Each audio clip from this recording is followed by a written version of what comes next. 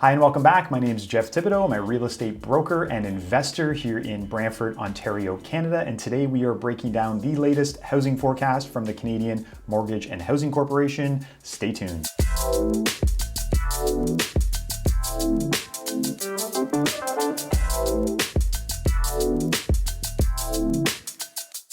Hi and welcome back. My name is Jeff Thibodeau, and this YouTube channel is all about how to make money in the real estate industry, whether you're a buyer, seller, homeowner, investor, or even a real estate agent in another market. I hope to bring you really informative information on analyzing markets and making smart real estate decisions. So if this is your first time here, go ahead and hit that subscribe button so you get all of our future content sent to you directly on your homepage. Today we are going to be looking at the impact that the COVID-19 pandemic has had on our real estate market and how it's going to continue to have an impact on it throughout the remainder of this year and into next year.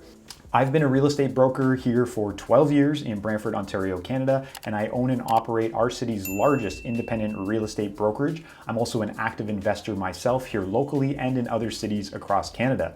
So literally my entire week is pulling research data and trying to understand the housing market and plan great strategies for my team and my clients. Here's the forecast update for the remainder of 2020 as we sit here right now in June. So in mid-March, the spread of the coronavirus across Canada caused state of emergency orders and stay-at-home directives to be put in place for all non-essential workers.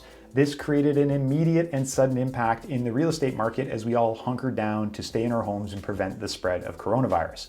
Now, about 10 weeks later, we're finally unwinding from that effect, and in most major cities across Canada, the demand levels have returned to pre-COVID pandemic levels. But that doesn't mean the rest of the year is just going to be a easy, smooth market. So we want to take a look inside this most recent report that the Canadian Mortgage and Housing Corporation has put out on how things look to be playing out for the remainder of the year. The full report I'm pulling all this information from is linked in the description if you want to go read it for yourself, be my guest. I'm going to summarize the key facts here, but there is a province by province breakdown if you want to see how these numbers affect your province a little more specifically. Check for that link and follow up with any questions you have. The most interesting information is actually all contained on the very first page of the report. The first statistic I want to jump into is called housing starts. And this statistic tracks the number of new homes that started construction during the time period. This is a unique statistic for Cmhc as we don't really have anything like it in our MLS database to track new builds coming online. Housing starts is really one of the true measures of new supply coming onto the market. Because if you think about it, all resale homes being put up for sale, they were already part of the housing market. They're just going to be exchanged from one person or another. So they don't really contribute to solving the overall housing supply issue, which is what has been fueling the hot sellers market in most cities in Canada. So this report actually predicts a 51 to 75% drop in the new housing starts for the remainder of the year. Now this makes sense. It's mostly due to big delays in new home construction due to the provincial stay-at-home orders, and also a combination of new big projects delaying their start dates or potentially not coming online this year due to economic uncertainty. A large drop in new housing supply will actually push many of those new home buyers to go shop in the resale market, putting even more pressure on an already tight market in most cities. The second major number we track is total MLS sales. And this is one we track locally and in every city, but this is a combined total for all of Canada. So this means the total number of reported sales during a given time period across all MLS boards in Canada. This number is predicted to drop by 19 to 29% this year, which makes total sense. We already saw 50 to 60% reductions in total transactions in April alone. So when you balance that out over the whole year, it makes total sense that there would be somewhere between a 19 and 29% reduction in all transactions.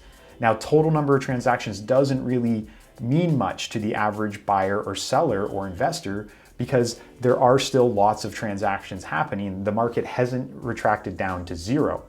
So that one is kind of, more of a nice to know number. It doesn't really affect your specific plans, right? If we combine the fact that the housing supply is predicted to drop by 51 to 75%, but the demand for those same homes is only predicted to drop by 19 to 29%. You get an extreme imbalance, actually pushing the market more towards a seller's market and putting more pressure on the already low inventories of the resale market. So that brings us to our last stat. And this one is the one that got all the headlines when this report came out. It says CMHC predicts a 9 to 18% drop in the average sale price of a home. Now, most people who would read this immediately think, oh no, does that mean my home is going to go down 9 to 18%? Or should I buy a house or not buy a house because of this information? And the first thing we want to understand about this statistic is it's a measure of the sale prices of all homes that sold. It's not a measure of the average price of the average home. So we have to take into account that changes in the overall makeup of the marketplace will greatly affect average numbers, such as a slowdown in the high-end market or potentially luxury homes that were overvalued, feeling a bigger hit, and major cities that typically have higher than average sale prices of their homes taking more of a significant hit. So this number is really hard to translate down to a local level to say what will it mean for you in your specific city and your neighborhood if you choose to sell your home this year.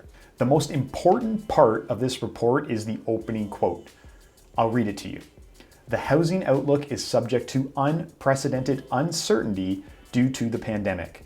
The precise timing and speed of the recovery is highly uncertain because the virus's future path is not yet known.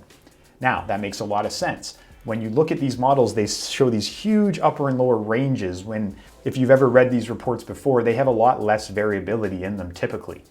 Okay, the overall story is that most mid-size residential resale markets are very strong right now, and they are about to experience a boom of post-spring transactions. The entire spring market that was put on pause has been pushed into June, July, August. Beyond that outlook, we have to really consider what the second wave or potential further impact of economic fallout from the coronavirus is down the road, but our eyes are peeled on the next 90 days as our clients want to transact and want to get their real estate plans underway.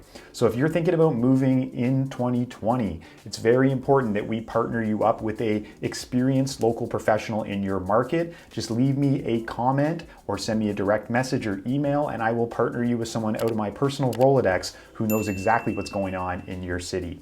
Thanks a lot for watching, guys. Check out this video next. I'm sure you're going to enjoy it. And if you haven't subscribed already, go ahead and click my face here and join the channel to get all these updates in the future. See you on the next video.